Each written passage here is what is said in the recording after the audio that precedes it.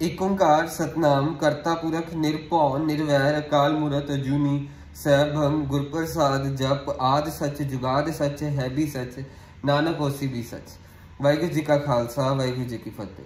Dear students, in this video I am going to cover external sources of recruitment. So external sources of recruitment means employees दी खोज करनी अपनी organization they बाहरों the. So we need to tap external sources of recruitment because all vacancies cannot be filled through internal source, means साडे internal sources दे नाल असी सारी vacancies नहीं fill कर पा रहे, या फिर existing staff may be insufficient, साडे कोल एग्जिस्टिंग स्टाफ सफिशिएंट नहीं है, या फिर नहीं फिल कर पा रहे existing staff eligibility criteria of the job. मीनस JD job ਲਈ ਮੈਨੂੰ ਬੰਦੇ ਚਾਹੀਦੇ ਹੈ ਸ਼ਾਇਦ ਜਿਹੜਾ ਮੇਰਾ ਐਗਜ਼ਿਸਟਿੰਗ ਸਟਾਫ ਹੋਏ ਉਹ ਐਲੀਜੀਬਲ ਹੀ ਨਾ ਹੋਏ, ਇਸ ਲਈ ਸਾਨੂੰ external sources of recruitment means ਬਾਹਰੋਂ ਦੀ ਖੋਜ ਕਰਨੀ ਪੈਂਦੀ ਹੈ।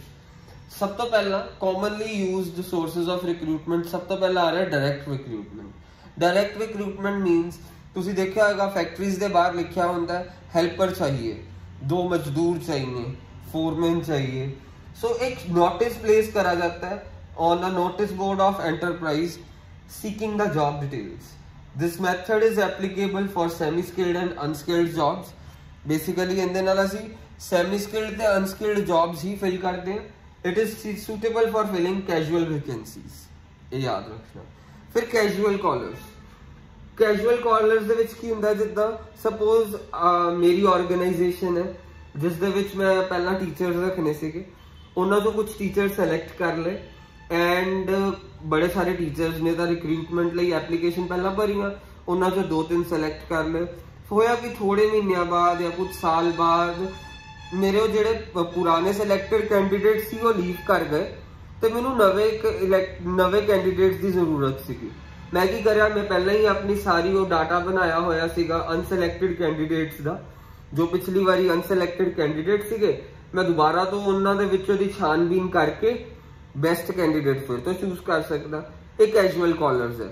उस तो बाद एडवरटाइजमेंट, मोस्ट सीनियर पोजीशन ज्यादातर फिल करी जाती है advertisement in newspaper and journals. इत्थे journals is not journal entry, journal वो हुंदा जिंदे च रिसर्च पेपर्स लिखे जाते। सो तुसी देखा होएगा जिद्दां किसी भी स्कूल की प्रिंसीपल की एडवरटाइजमेंट नहीं, किसी की भर्ती करनी हो किसी स्कूल की प्रिंसीपल की, बेसिकली एडवरटाइजमेंट कड्डी जाती है न्यूज़पेपर्स दे विच। न्यूज़पेपर दे विच लिखा जाता सिचुएशन वेकेंट फॉर प्रिंसीपल, इदां लिखा जाता। सो इहदे नाल most senior position of any commerce and industry related organisation दी ਜਿਹੜੀ पोजीशन फिल करी जाती है that is filled through advertisement. Employment exchange, हर शहर के बाहर सरकारी इंप्लॉयमेंट एक्सचेंजेस ने। सो जे तुहाडे कोल 10th दी या +2 दी या कोई भी डिग्री है, तुसी जाओ इंप्लॉयमेंट एक्सचेंज से अपना नाम लिखवाओ, वो तुहानू हेल्प करनगे जॉब लभवाउण दे विच। सो बेसिकली सरकारी संस्थावां ने दे serve as a link between job seeker and employer. So एक लिंक की तरह काम करते जॉब सीकर ते इंप्लॉयर दे विचकार।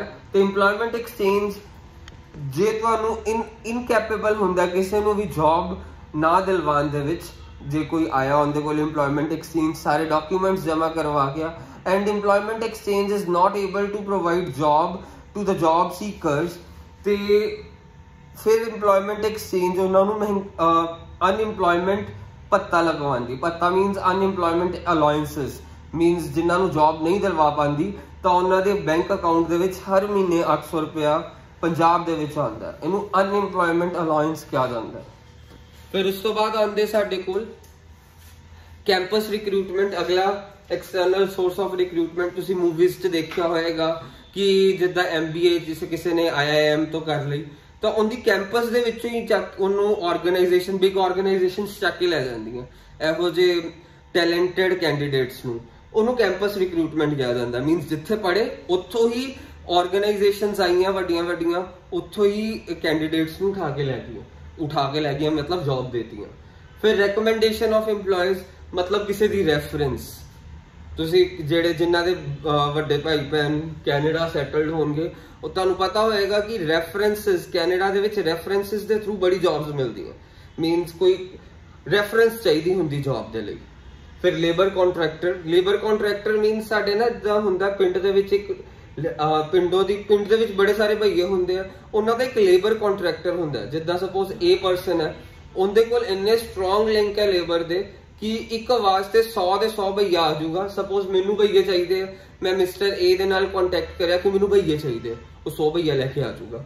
ਉਹ ਇਹੋ ਜਿਹੇ ਲੋਕਾਂ ਨੂੰ ਲੇਬਰ ਕੰਟਰੈਕਟਰ ਕਿਹਾ ਜਾਂਦਾ। ਐਡਵਰਟੀਜ਼ਮੈਂਟ ਔਨ ਟੈਲੀਵਿਜ਼ਨ 'ਚ ਵੀ ਐਡਵਰਟੀਜ਼ਮੈਂਟ ਆ ਜਾਂਦੀ ਹੈ।